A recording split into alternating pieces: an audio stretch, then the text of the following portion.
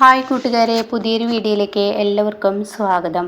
അങ്ങനെ ഇനി അമ്പിളി പൊട്ടിക്കരയണ്ട കേട്ടോ. ആ സമയം മാഷ് അങ്ങോട്ടേക്ക് കടന്നു വരികയാണ്. അപ്പോഴേക്കും രഘു തൻ്റെ കുഞ്ഞിനെ മോളെ കരയല്ലേ, അമ്മയെ വിളിക്കാം എന്നൊക്കെ പറഞ്ഞ് സമാധാനിപ്പിക്കുകയാണ് കേട്ടോ. ഇതേ സമയം രഘു ഈശ്വര എന്ത് കഷ്ടകാലത്തിനാണവോ ആ വിനയൻ്റെ വാക്കുകൾ കേട്ട് ഒരു നിമിഷത്തേക്ക് തൻ്റെ ആ ഒരു ക്ഷമ വിട്ട് കളഞ്ഞത്. വേണ്ടായിരുന്നു, അമ്പിളി എടുത്തുചട്ടക്കാരിയായിരുന്നു, താൻ ചെയ്യരുതായിരുന്നു എന്നൊക്കെ പറഞ്ഞ് തൻ്റെ തല അങ്ങനെ ചൊറിഞ്ഞുകൊണ്ടേയിരിക്കുകയാണ് കേട്ടോ. ഇതേ സമയം മാഷ് അമ്പിളിയുടെ അടുത്തോട്ട് ചെല്ലുകയാണ്. അമ്പിളിയാണെങ്കിലോ സ്വന്തം ഭർത്താവാണ്, തൻ്റെ കഴുത്തിൽ താലി കെട്ടിയവനാണെന്നുള്ള ആ ഒരു ബോധമൊക്കെ അമ്പിളിക്ക് പോയിരിക്കുന്നു കേട്ടോ. അമ്പിളിക്ക് ആ പ്രതികാരം തീർക്കാൻ കിട്ടിയ അവസരം അമ്പിളി അങ്ങ് പൊട്ടി പൊട്ടി കരയാണ് കേട്ടോ.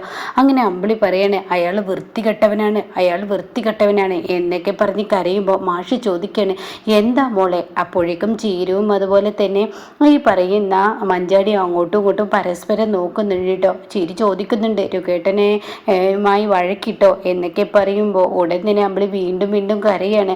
അപ്പോഴേക്കും അങ്ങോട്ടേക്ക് വിനയൻ കടന്നു വരികയാണ് കേട്ടോ. വിനയൻ എന്താ പ്രശ്നം എന്നൊക്കെ ചോദിച്ച് അങ്ങോട്ടേക്ക് കടന്നു വരുമ്പോൾ ഉടൻ തന്നെ ചിരുവിനെ തുറിച്ച് നോക്കണം കേട്ടോ.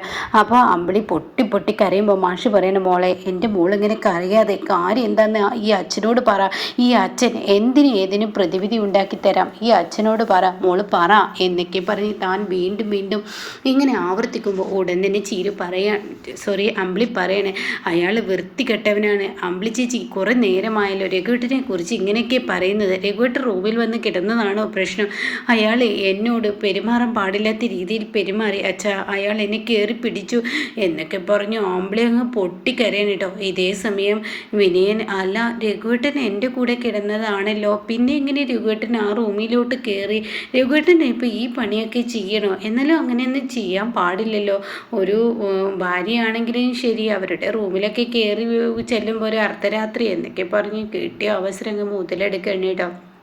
ഇതേ സമയം ചിരു വിനയനെ ഇങ്ങനെ തുറിച്ച് നോക്കുകയാണ്. ഈ സമയം വിനയൻ പറയണേ, നീ എന്തിനാ ചിരു എന്നെ തുറിച്ച് നോക്കുന്നത്? ഞാൻ ഉള്ളതല്ലേ പറഞ്ഞത്. അച്ഛാ, ഇനി എനിക്ക് കഴിയില്ല കേട്ടോ, ഇനി എനിക്ക് കഴിയില്ല. അയാളുടെ ഓരോ പെരുമാറ്റവും എന്നെ വല്ലാതെ വേദനിപ്പിക്കുന്നു, എന്നെ വല്ലാതെ വിഷമിപ്പിക്കുന്നു. അയാൾ എന്നോട് ചെയ്ത പെരുമാറ്റം അച്ഛാ എനിക്ക് പറയാൻ കഴിയില്ല എന്നൊക്കെ പറഞ്ഞ് താൻ ഇങ്ങനെ പൊട്ടി പൊട്ടി കരയുന്ന സമയത്ത് ഇതേ സമയം മാഷ് ചോദിക്കണം, മോളെ എന്താണ്? ഇല്ല അച്ഛാ, ഞാൻ ഇനി മരിക്കത്തേ ഉള്ളൂ. അയാൾ എന്നോട് ചെയ്തത്, അയാൾ എന്നെ ദേഹത്ത് കയറി പിടിച്ചു ആ റൂമിലിട്ട് എൻ്റെ കുഞ്ഞുണ്ടെന്ന് നോക്കുപോലും ചെയ്യാതെ എന്നെ അങ്ങോട്ടും ഇങ്ങോട്ടും ഓടിച്ച് എന്നൊക്കെ പറയുമ്പോൾ അമ്പിളി ചേച്ചി ആരെക്കുറിച്ചാണ് ഈ പറയുന്നത്? രഘുവേട്ടനല്ലേ അയാൾ എന്നോട് ഇങ്ങനെയൊക്കെ പെരുമാറിയെന്ന് പറയുമ്പോൾ അമ്പിളിയുടെ ആ കരച്ചിൽ കാണുന്ന മാഷിന് പിന്നീട് പിടിച്ചു നിൽക്കാൻ കഴിയില്ല കേട്ടോ. രഘുവിൻ്റെ അടുത്തോട്ട് അങ്ങ് കയറി ചെല്ലാണ്. രഘു എന്ന് പറഞ്ഞിട്ട് രഘുവിൻ്റെ അടുത്തോട്ട് അങ്ങ് കയറി ചെല്ലുമ്പോൾ രഘു, എന്താ അമ്മാവ, എന്താണ് നീ എൻ്റെ മോളോട് കാണിച്ചത്? അമ്മാവ ഞാനൊന്നും പറഞ്ഞില്ല, ഞാൻ അമ്പിളിയോട് പറഞ്ഞത്, അമ്പിളി കുറേ ദിവസമായല്ലോ എന്നോട് പിണങ്ങി നടക്കുന്ന ഈ വീട്ടിൽ, എത്ര ദിവസം അമ്പിളി എന്നോട് ക്ഷമിക്കുമെന്ന് കരുതി ഞാൻ നിൽക്കുന്നത്. അമ്പിളിയോട് അതിന് എന്ന് കരുതി നീ അവളെ കയറി അങ്ങ് പിടിക്കുക? അയ്യോ അമ്മാവ, ഞാൻ അങ്ങനെയൊന്നും ചെയ്തില്ല. അമ്പിളിയോട് കാര്യങ്ങൾ പറഞ്ഞ് സംസാരിക്കാൻ ബലപ്രയോഗമാണോ താൻ നടത്തുന്നത് എന്ന് പറഞ്ഞ് തുടങ്ങുമ്പോൾ അമ്പിളി ഇവിടെ പൊട്ടി പൊട്ടി കരയാൻ കേട്ടോ. ഇതേ സമയം ചീരി പറയുന്ന, അമ്പിളി ചേച്ചി എന്താണ് ഇതൊക്കെ? രഘുവേട്ടനെ എല്ലാവർക്കും മുന്നിൽ ഇങ്ങനെ ഇനി എന്നോട് കാണിച്ച് ഞാൻ അപ്പോഴും പറഞ്ഞതല്ലേ ഞാൻ അങ്ങോട്ടേക്ക് പോകുന്നില്ല എന്ന് പറഞ്ഞു അമ്പിളി അങ്ങ് കരയുമ്പോൾ മാഷിനങ്ങ് ദേഷ്യം പിടിക്കണം കേട്ടോ. എന്തിനാണ് നീ എൻ്റെ കുഞ്ഞിനെ വേദനിപ്പിച്ചത് എന്ന് പറഞ്ഞ് രഘുവിൻ്റെ കഴുത്തിനങ്ങ് പിടിക്കാണ്. എടാ നെറികെട്ടവനെ, എവിടെ വൃത്തികെട്ടവനെ, നീ ഈ സമയം എന്തിനാ അമ്പിളിയുടെ റൂമിലോട്ട് പോയി? ലച്ചുമോൾക്ക് സുഖമില്ലാത്തതല്ലേ, അവളെ കയറി പിടിക്കാൻ തന്നോട് ആര് പറഞ്ഞു? അപ്പോഴേക്കും രഘു പറയണ, അമ്മാവ അവളെൻ്റെ ഭാര്യയെന്ന് വെച്ച് എന്ത് തോന്നിവാസം എവിടെ ഏത് സമയത്തും എല്ലാവർക്കും ചെയ്യാനുള്ള സ്വാതന്ത്ര്യം ഞാൻ ഇവിടെ തന്നെന്ന് കരുതിയോ? ഇത് പഞ്ചരത്നം വീടാണ്. പഞ്ചരത്നത്തിൽ നിൽക്കുമ്പോൾ പഞ്ചരത്നത്തിലെ എൻ്റെ മക്കളെ എങ്ങനെ എവിടെ കൊണ്ടുപോകണമെന്നൊക്കെ തീരുമാനിക്കുന്നത് ഞാനാണ്. ആ സമയം വിനയനെയും കൂടി ഉദ്ദേശിച്ചാണ് ഇത് പറയുന്നതെന്ന് വിനയന് മനസ്സിലാവണം കേട്ടോ. എൻ്റെ മക്കൾക്ക് ഇഷ്ടമില്ലാത്ത ഒരു പ്രവൃത്തി ഞാൻ ചെയ്യാൻ അനുവദിക്കില്ല. എൻ്റെ മക്കളെ നിൻ്റെ കൂടെ ജീവിക്കാൻ താല്പര്യമുള്ളപ്പോൾ മാത്രം ഞാൻ എന്നോട് പറഞ്ഞതല്ലേ രഘു, ക്ഷമ വേണം, ക്ഷമ വേണമെന്ന്. അമ്പിളി എത്രത്തോളം ക്ഷമിക്കുന്നു അത്രത്തോളം അമ്പിളിയുടെ ക്ഷമക്ക് ഒപ്പം നീ നിന്ന് അവളിൽ നിന്ന് വിജയിച്ച് വേണമെന്ന് ഞാൻ നിന്നോട് പറഞ്ഞതല്ലേ. എൻ്റെ കുഞ്ഞിൻ്റെ കണ്ണ് നിറഞ്ഞാൽ നിന്നെ ഞാൻ വെറുതെ വിടില്ലടാ. ഈ നിമിഷം, ഈ സമയം ഇവിടെ നിന്നും നീ ഇറങ്ങിപ്പോണം. അപ്പം അമ്പിളി പറയുന്നുണ്ട് കേട്ടോ, അയാളെ ഈ വീട്ടിൽ നിന്ന് ഒന്ന് ഇറക്കിത്തരാമോ? എന്തിനാണ് എന്നെ ഇങ്ങനെ കൊല്ലാക്കൊല്ല ചെയ്യുന്നത്? എനിക്കും എൻ്റെ മോൾക്കും ഒരു സമാധാനത്തോടു കൂടി ജീവിക്കാൻ പോലും പറ്റുന്നില്ല. അച്ഛൻ അയാളെ വീട്ടിൽ നിന്ന് ഇറക്കുമോ എന്നൊക്കെ പറയുമ്പോൾ മാഷിന് എന്നും അതല്ലോ, രഘുവിനെ ഒരു ആട്ടൽ കുറച്ച് കൂടുതലാണല്ലോ. അതുകൊണ്ട് തന്നെ മാഷ പുണ്യപ്രവൃത്തി അങ്ങ് ചെയ്യാണ് കേട്ടോ. രഘുവിനോട് പറയണം, മര്യാദക്ക് ഇറങ്ങിപ്പോടാ. ഈ നിമിഷം ഈ വീട്ടിൽ ഇനി നിൽക്കാൻ പാടില്ല. എനിക്ക് ഈ വീട്ടിൽ ഇനി യാതൊരുവിധ സ്ഥാനവുമില്ല. അമ്പിളി എന്ന് നിനക്കൊരു വിലയും നിലയും തരുന്നു അന്ന് നീ ഈ വീട്ടിലോട്ട് കയറി വന്നാൽ മതി. എൻ്റെ കുഞ്ഞിനെ കരയിപ്പിച്ചും കൊണ്ട് ഒരു പരിപാടിക്ക് ഞാൻ നിൽക്കില്ല. എൻ്റെ പെമ്പക്കളെ എനിക്ക് നിധികളാ. അങ്ങനെയൊക്കെ പറഞ്ഞ് മാഷ് അങ്ങ് പറയാൻ കേട്ടോ. മാഷിനാണെങ്കിലോ ചെയ്യുന്ന പ്രവൃത്തി അത് അതിരി കിടക്കുന്നു എന്ന് മാഷിനും അങ്ങും പരിസരം വിട്ടിരിക്കുകയാണ്. അപ്പോൾ ഈ സമയം ചീരു പറയുന്നുണ്ട്, അച്ഛാ രഘുവേട്ടനോട് ഇങ്ങനെയൊന്നും ചെയ്യല്ല അച്ഛാ. അപ്പോൾ വിനയം പറയണ, ചിരു നീ ഒരു സിസേറിയൻ കഴിഞ്ഞ പെണ്ണാണ്, നീ ഇങ്ങനെയൊക്കെ കാട്ടിക്കൂട്ടല്ലേ. അപ്പോൾ മഞ്ചാടി പറയുന്നുണ്ട്, അച്ഛാ ഇങ്ങനെയൊന്നും ചെയ്യല്ലേ രഘുവേട്ടനോട്, രഘുവേട്ടൻ പാവമാണ്, രഘുവേട്ടനോട് ഇങ്ങനെയൊന്നും ചെയ്യല്ലേ എന്ന് പറയുമ്പോൾ അമ്പിളിയാണെങ്കിലോ, അച്ഛാ എനിക്ക് മടുത്തോ, ഒന്നെങ്കിൽ ഇയാൾ ഇവിടെ, അല്ലെങ്കിൽ ഞാൻ ഈ വീടിൽ നിന്നും വെളിയിൽ നിന്നും ഇറങ്ങിപ്പോന്നൊക്കെ പറയാണ്. ആ സമയം മാഷിന് ഗതികേട് കൊണ്ട് തന്നെ മാഷ് രഘുവിനോട് അവിടെ നിന്നും ഇറങ്ങിപ്പോവാൻ പറയാൻ കേട്ടോ. രഘു ആണെങ്കിലോ എല്ലാവർക്കും മുന്നിലും അപമാനിക്കപ്പെട്ട ഒരു മനുഷ്യനും എന്തെന്ന് പറയാം, അത്രയും വലിയൊരു തൻ്റെ ആ ഒരു അവസ്ഥ പറയാനില്ല കേട്ടോ. തനിക്ക് അത്രയും തൊലി ഉരിഞ്ഞു പോയിരിക്കുകയാണ്. എല്ലാവർക്കും മുന്നിൽ സ്വന്തം ഭാര്യയെ കയറി പിടിച്ചതുപോലും സ്വന്തം ഭാര്യ അതൊരു പ്രശ്നമാക്കി നിൽക്കുമ്പോൾ അപ്പോൾ ഈ സമയം വിനയം വന്നിട്ട് പറയണേ, എൻ്റെ രഘുവേട്ട ചീരു അപ്പുറത്തെ റൂമിലുണ്ട്, എന്നാലും ഒരു ആർത്തിയോട് കൂടി ഒന്നും ചെയ്യരുത്, ഒരു അതിനൊക്കെ അതിൻ്റേതായ ഒരു ഇതൊക്കെ വേണ്ടേ. എന്താ രഘുവേട്ട? എടാ വിനയ, ഞാൻ അല്ലെങ്കിൽ തന്നെ പരിസരം രഘുവേട്ട ഞാനും കൂടി ഇടപെട്ട് വേണമെങ്കിൽ ശരിയാക്കി തരാം. ഞാൻ പറഞ്ഞതല്ലേ രഘുവേട്ടനോട് എടുത്ത് ചാടി ഇങ്ങനെയുള്ള പണിക്കൊന്നും നിൽക്കരുതെന്ന്. രഘുവേട്ടൻ എന്ത് പണിയാണ് ഈ ചെയ്തിരിക്കുന്നത് എന്നൊക്കെ പറഞ്ഞിട്ട് അങ്ങ് തുടങ്ങണം കേട്ടോ. അപ്പോഴേക്കും രഘുവിൻ്റെ കണ്ണിൽ നിന്ന് കണ്ണുനീർ തുള്ളികൾ ഇങ്ങനെ നിറഞ്ഞൊഴുകണ്. ഈശ്വര, എൻ്റെ ഭാര്യയോട് ഞാൻ എത്ര തവണ തല കുനിച്ച് നിന്നിട്ടും അവൾ എൻ്റെ തെറ്റ് പൊറുക്കുന്നില്ലല്ലോ. ഇനി എന്തിനീ രഘു ജീവിക്കണം? വേണ്ട, ഇനി രഘു നാട് വിടാം എന്ന തീരുമാനം രഘു എടുക്കണം.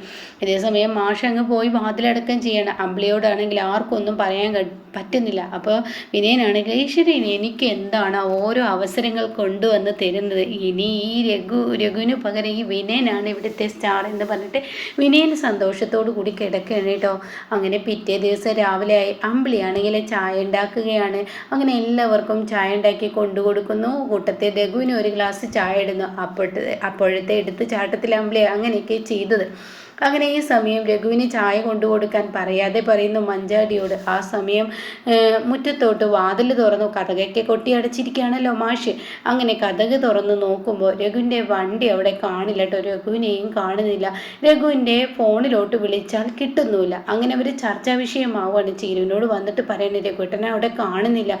ഈ സമയം ഫോണിലോട്ട് വിളിച്ചു നോക്ക്, അങ്ങേർക്ക് ഇഷ്ടപ്പെട്ട സ്ഥലത്തോട്ട് പോയിട്ടുണ്ടാവും, അങ്ങേർക്ക് ഇഷ്ടപ്പെട്ട ആ ഒരു ഇതിലോട്ട് പോയിട്ടുണ്ടാവും എന്നൊക്കെ പറയാൻ കേട്ടോ. ഈ സമയം രഘുവിനെ വിളിച്ചിട്ട് കിട്ടുന്നില്ല. അപ്പോഴേക്കും മാഷിൻ്റെ അടുത്തോട്ട് ചീരി പോവാണ്. എന്നിട്ട് അച്ഛൻ ഇന്നലെ ചെയ്തത് കുറച്ച് കടുത്ത പ്രയോഗമായി. അച്ഛനൊരു കാര്യം ചിന്തിക്കണം രഘുവേട്ടൻ, നമ്മുടെ വീട്ടിൽ മരുമകൻ മാത്രമല്ല അച്ഛൻ്റെ പെങ്ങളുടെ മകനും കൂടിയാണ്. ആ ഒരു തോന്നൽ പോലും അച്ഛന് ഇന്നലെ ഉണ്ടായില്ല.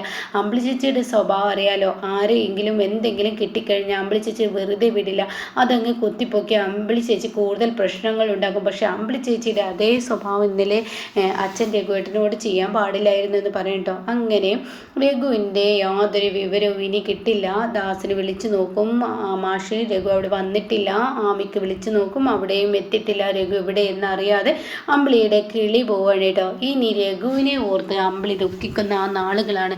രഘു എവിടെയാണ്, രഘു എങ്ങനെ എവിടോട്ട് പോയി എന്നൊന്നും അറിയാതെ അമ്പിളി ഇനി കരയുന്ന ആ കിടുക്കുന്ന ആളാണ് കേട്ടോ. തൻ്റെ ഭർത്താവ് തനിക്ക് മുന്നിൽ ഒരു തെറ്റ് ചെയ്തെന്ന് കരുതി ഒരുപാട് മാപ്പ് പറഞ്ഞിട്ടും അത് ക്ഷമിക്കാൻ കഴിയാത്തവരൊരു പെണ്ണാണോ എന്ന ചോദ്യം തൻ്റെ അനിയത്തിമാരിൽ നിന്നും ഒക്കെ ഉയരുമ്പോൾ മാഷ അവിടെ മൗനം പാലിച്ച് നിൽക്കുകയാണ് കേട്ടോ ചെയ്യുന്നത്. ഇതേ സമയം അമ്പിളിക്ക് കുറ്റബോധം വരികയാണ്. താൻ ചെയ്ത വലിയ തെറ്റാണ്. പിന്നീട് ദാസിൻ്റെ കൈകളിൽ നിന്നും അമ്പിളിക്ക് ആ ചോദ്യം ഉയരും.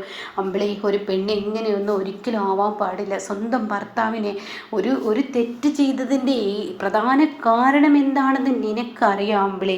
നീ ഒരു കാര്യം മറക്കരുത്. നിന്റെ വാശിക്കനുസരിച്ച്, നീ പറയുന്നതിനനുസരിച്ച് ചാവി കൊടുത്താൽ തിരിയുന്ന ഒരു പാവിയായിരുന്നു രഘു. അന്യൻ്റെ മുതൽ കൈക്കൽ വെച്ച് ഇന്ന് ഇത്രയും വലിയൊരു കോടീശ്വരനായി രഘുവിനെ മാറ്റിയത് നിന്റെ കുബുദ്ധി കൊണ്ടാണ്. അന്യൻ്റെ മുതൽ ഉപയോഗിച്ചാണ്. അത് നിന്റെ അച്ഛൻ പോലും അതറിഞ്ഞിട്ടില്ല. ആ സത്യം അറിഞ്ഞു കഴിഞ്ഞാൽ ഇന്ന് നിന്നെ ആയിരിക്കും നിന്റെ അച്ഛൻ തള്ളിപ്പറയാതെ, നീ മറക്കണ്ട. അങ്ങനെ നീ കാരണമാണ് ഈ പറയുന്ന ആദിയുടെ ഭാര്യ ഈ അവസ്ഥയിലായതും അവൻ്റെ സ്വർണ്ണം എടുത്തത് കൊണ്ടാണ് അവൻ ജയിലിൽ അകപ്പെട്ടതും രഘുവിനെ അവനെ സഹായിക്കേണ്ടി വന്നതും എന്നൊക്കെ നീ മറന്ന് രഘുവിനോട് ഈ രീതിയിൽ പെരുമാറിയതിന് ഇത് നിനക്ക് കിട്ടിയ ശിക്ഷയാണെന്ന് ചിന്തിച്ചോ. ഇനി രഘു എവിടെ എന്നുള്ളത് നീ തേടിപ്പിടിച്ച് കൊണ്ടുവന്നോ. നിന്റെ ഭർത്താവിനെ നിനക്ക് വേണമെങ്കിൽ ഞാൻ ഇനി പോവില്ല എന്ന് ദാസ് പറയുമ്പോൾ ആകെ എന്താണ് തനിക്ക് ചെയ്യേണ്ടതെന്ന് അറിയില്ല കേട്ടോ. അപ്പോഴാണ് ഇവിടെ അമ്പിളിയുടെ കണ്ണ് തുറക്കുന്ന ഈശ്വര, ഞാൻ വലിയൊരു തെറ്റാണല്ലോ ചെയ്തത്. ഈ പറയുന്നത് പോലെ അമർത്തി പിടിച്ച് രഘുവിനെ ഒരു പണിക്കും നിൽക്കാൻ സമ്മതിക്കാതെ ഒരു ചായക്കടയിൽ നിന്ന്, അതിലും എന്ത് പണി രഘു പോയാലും അത് നമ്മുടെ അന്തസ്സിന് ശരിയല്ല, സ്റ്റാറ്റസ്, അത് ഇമേജ്, അങ്ങനെയൊക്കെ പറഞ്ഞ് പല തരത്തിൽ രഘുവിനോട് ഓരോ കാര്യങ്ങൾ പറഞ്ഞ് അതിൽ നിന്ന് പിൻവലിച്ച അമ്പിളിയെ ആ കാര്യങ്ങളൊക്കെ ദാസ് ഓർമ്മപ്പെടുത്തു കേട്ടോ. ഇതേ സമയം അമ്പിളി ആകെ തകരുകയാണ്. തൻ്റെ രഘുവേട്ടനോട് താൻ ചെയ്തത് വലിയൊരു തെറ്റാണെന്ന് ഇനി മനസ്സിലാക്കുന്ന ആ ദിവസത്തിലോട്ടാണ് കേട്ടോ ഇനി പോകുന്നത്.